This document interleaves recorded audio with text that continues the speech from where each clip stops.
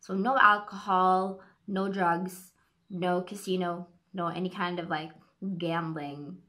And I'm really not the kind of person to, do these things in the first place.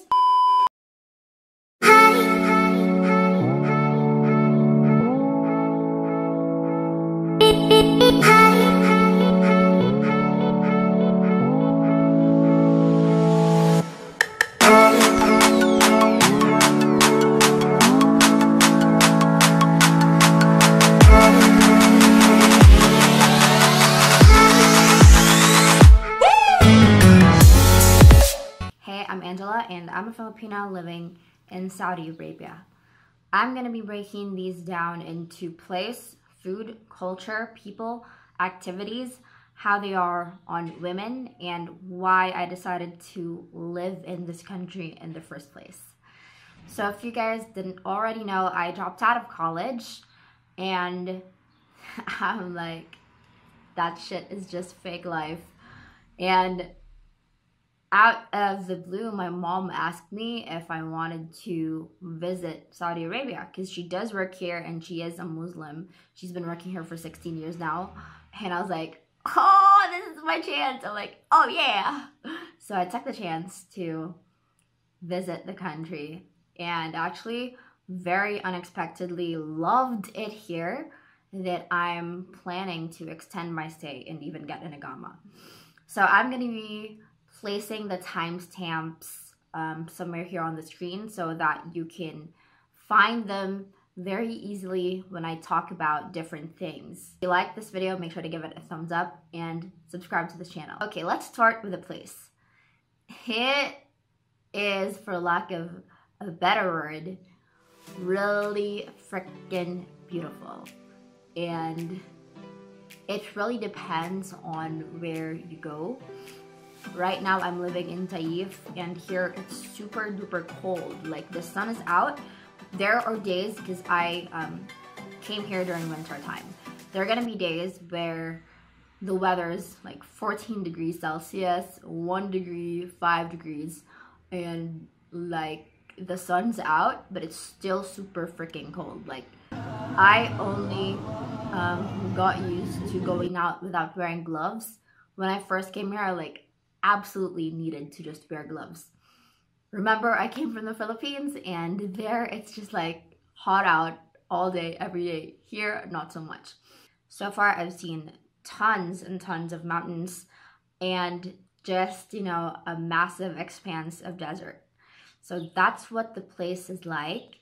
And here in Taif, especially, and in a lot of smaller towns, there's really not a lot of international chains. There are a lot of international brands, but the stores themselves are usually really local. And that's for, the smaller towns. When you go to Jeddah and the bigger cities, of course, there are going to be the bigger brands, right? Like Hilton, Hyatt, all these. They're so supportive of families. And there are a lot of parks literally everywhere, scattered everywhere.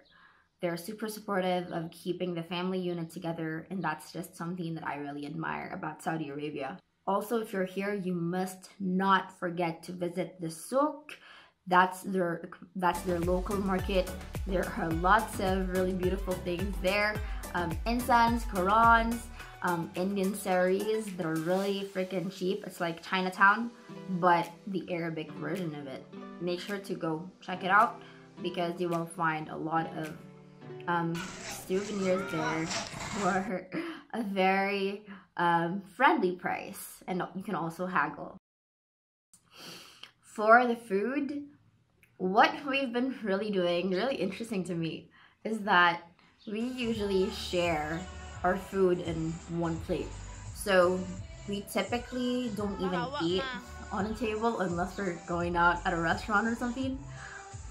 Usually we just sit on the floor, cross-legged. They have this like huge ass, not even plastic, something, it's like a placemat that they put. It's so massive. Obviously, there's no pork here. It's a Muslim country. Another thing that we can do that's also very interesting is we basically eat anywhere, like by the side of a fountain, side of the road, at a park somewhere.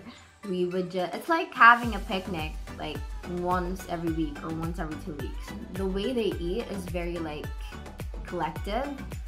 Eating is a way to bond for them, and that's true for a lot of Asian countries. I've just been eating kebab, shawarma, lots of these very Arabic food. So it's almost a mix of Arabic and Indian food. Indian food I love so much. There's a pastry store here that I just love. Their food selection there, their pastry selection is insane.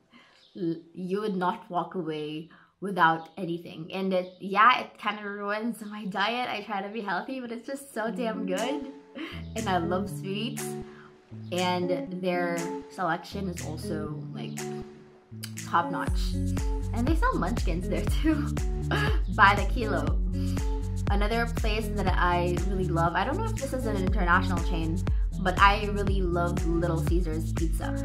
In terms of something healthy, their fruit stands here are cleaner than local markets in the Philippines, and that's something that I really appreciate. Like boys and girls don't really like mix well. I've observed this in schools. There's a school for boys, there's a school for girls, and what I've noticed with a few guys is they're not really comfortable sitting very closely with girls. So it's very prevalent in their culture. They're super religious. There would be a salah, which is their prayer time 5 times a day, and that's when shops and stores usually close, which can be very frustrating because you have to wait like 30 minutes before they open so that the prayer time would be done. And what I learned from my mom is that if you want to keep your store open here during a prayer time, you actually have to pay the government 100,000 reals, I think, per year, which is expensive. So most stores still close during Salah. And you see people praying on the streets, on the park, they're just praying together. And I admire that sense of community that Saudi Arabia has. I know it's bound by religion, but it's really nice to see people just, praying, really proud of their faith. People really value their privacy. For restaurants, there would be booths that are just closed from people, and there are even rooms dedicated for eating in some places. So in my 6 months here that I plan to stay, I'm not gonna be taking any kind of alcohol. They have, most of them don't have access to liquor here, except if you know the right people. So no alcohol, no drugs, no casino, no any kind of like gambling. And I'm really not the kind of person to, do these things in the first place. But if you are, that's just some of and they don't have cinemas here. So it's gonna be Netflix and chill for you if you want that.